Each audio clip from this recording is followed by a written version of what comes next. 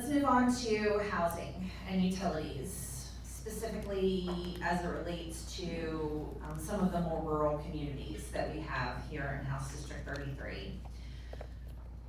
First for you, Kelly, what does the state legislature often miss about smaller and rural communities in this district? I think what the state legislature misses for the smaller communities here is a gap in middle housing. We have lots of land. We don't have a land problem. What we do have is an inventory of houses, especially in the rural areas that are mid-sized or starter family size that people can get into affordably, start their families in. We have that. As you get closer to urban areas, there are opportunities for getting an apartment. There are condos in some places, but that early, intro-level housing is not something that really exists naturally out in the rural areas. So I think we need to pay attention to that and make sure that we incentivize that kind of infrastructure being built. As a follow-up, if local governments had more flexibility to address that, how would the state either provide leniency or tighter regulations in order to make sure that that happens, but it happens with care and intent? Sure, and I think you're speaking to locally different zoning laws, right? And making sure that in areas that we need to incentivize that kind of housing growth, that our zoning is flexible enough to accommodate that where it's needed. That means perhaps working with the state to reclassify certain areas from commercial to residential use. If there are regulations at the state level, for example, restrictions on duplexes or sort of these side houses, these splitting land into a smaller house on the same land to rent that out or sell that out. We need to take those and dismantle them so that we can encourage and give the power to the localities that they need to build that housing. Thank you.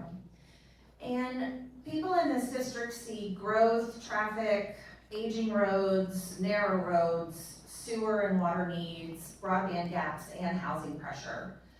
What infrastructure issue would you make a priority for House District 33? I don't know how we fix this problem, but getting in and out of Oak Ridge, I think, is a major issue. Those of us who have had to go that either way at rush hour traffic, takes a 20-minute drive, takes an hour. And we're gonna have to, that is money that's not from the county. So a lot of our roads are county money and our zoning is county, done by the county commission. But I think that is a project we need to address. Now, how we get, because we got a river to go across, but we need to look at it and see what we can do. So to clarify, so you would push funding for TDOT first? Yes. In order to facilitate that? And yes. What arteries are you specifically talking about? I'm talking Pellissippi being the main one to get across. But also if you're going out the west end through by the plants, they're doing some work out there which makes it harder. But I think Pellissippi is the major one. Okay, thank you.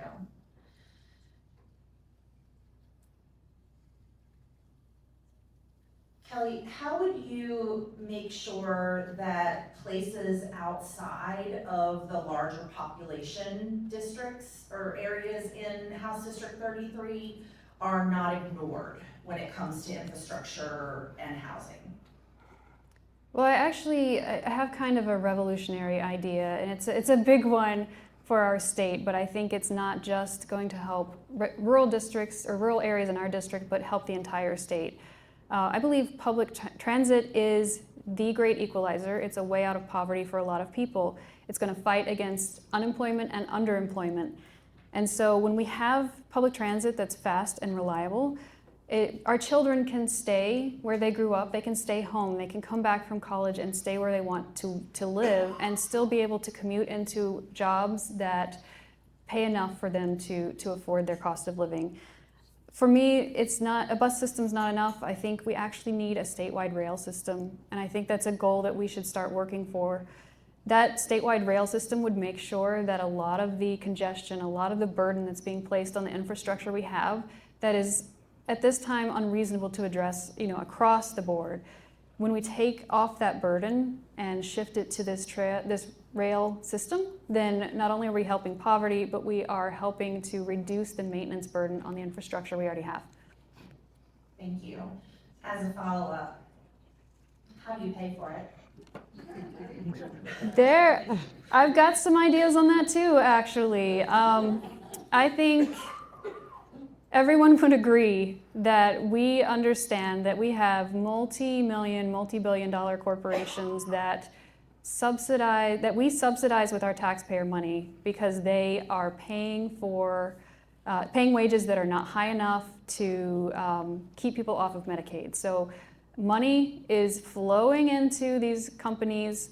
I think we have to have a system where we look at a company's operating costs, look at their revenue, take a ratio of that, and if it's over 20% revenue to operating costs, then we leverage a kind of sizable tax on that extra revenue to make sure that that money that they are having us subsidize comes back to us. And I think that would give us a bit of extra funding that we could use to start our rail projects.